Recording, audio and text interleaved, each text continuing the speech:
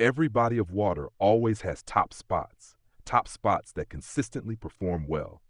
The only thing that changes at these top spots is the fish's preference for certain baits. That means if you're clever, you'll keep trying different baits at the same top spots to see if it's particularly productive right now while you're there. Let's continue with the top spots at Winding Rivulet, so let's take a look.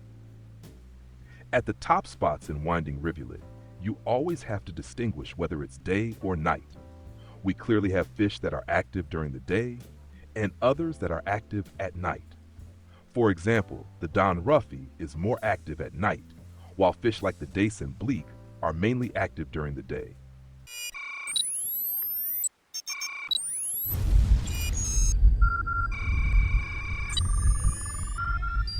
So of course, we need to make sure we're fishing at the right time in the right spot. This area is also one that you should test out, not just a single spot. Here you can always try spinning, meaning you can simply cast along these lanes into the channel over there or in that direction. You can also cast into the near area, specifically towards the birch tree on the opposite bank or toward the bridge. Spinning in this entire area is really fun. You can catch asp, chub, and occasionally a pike, but perch are the most common catch. So, if you're completing cafe orders for perch, this area is definitely worth fishing. Float fishing is also absolutely possible here. You should check different depths to see where you can catch dace and bleak. This method, drift fishing with the float, is always effective at Winding Rivulet. These fish bring in a lot of money and XP, making this the way to go until around level 20. You can consistently earn silver and XP here. But it's not just this area. There's also another section over there. I'd say that's the second spot in this area, which should also be tested in the same way. The entire area is absolutely worth fishing, especially these two key spots. At Winding Rivulet, you should also try bottom fishing for chub near the wood structure using a grasshopper as bait. It works really well. You can also complete qualification tasks for perch fishing with different jig rigs. This method is also effective in this area.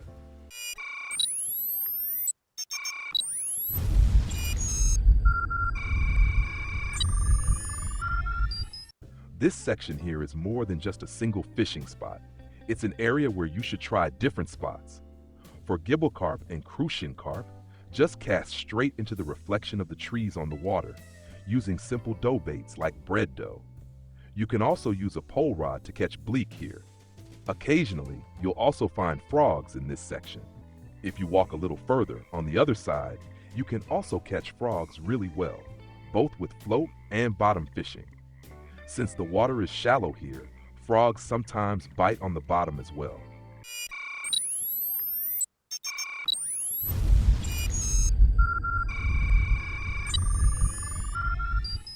This area is definitely worth testing when fishing at Winding Rivulet. You should cast into different sections, usually about 10 to 15 meters out, which is a good distance here. You should also test different baits, not just for float fishing, but also for spinning and bottom fishing. The Don Ruff bites well here, as do Ide, Bream, and also Nays. Be sure you have enough line on your reel at this spot. If you're unsure, it might be better to cast from the opposite side. If you hook a fish that's too big and you can't stop it, it'll just take off and spool you. So, fishing from the other side might be a safer option.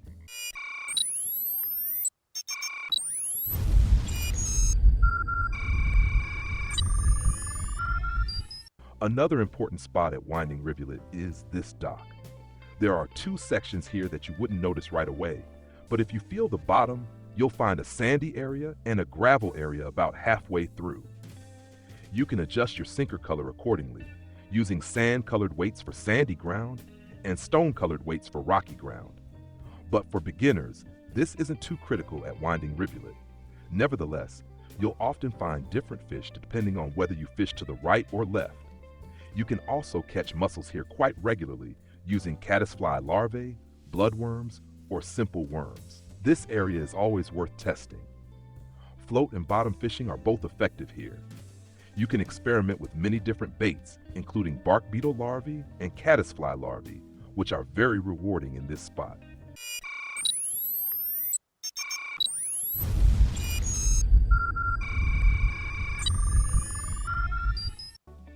Night is approaching, meaning we have one last chance to catch bleak at the bleak tree.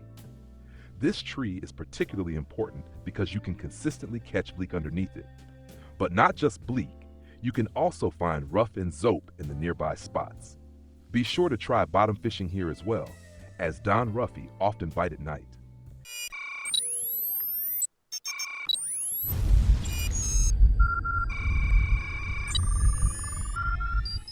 At night, you should continue fishing in this area, not just near the wood structure for crayfish, but also further back, where you can cast your spinner during the day. You can also fish straight ahead using bottom rigs. If you look across at the reed edge, you'll find a mussel bed in the middle of the river. These mussel beds often attract more fish, so bottom fishing further out can be very effective.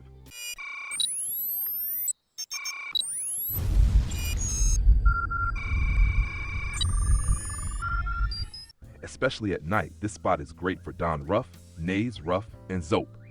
During the day, it's also a solid spot for dace. You can fish continuously from coordinate 118 to 120, moving along the entire area and trying different spots. Spinning is also very effective here. You can try jigging for zander or use small jigs for ruff.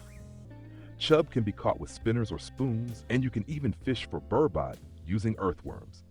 There are already many videos on YouTube and numerous shared fishing spots in the Discord server detailing exact setups, baits, and casting distances for this area.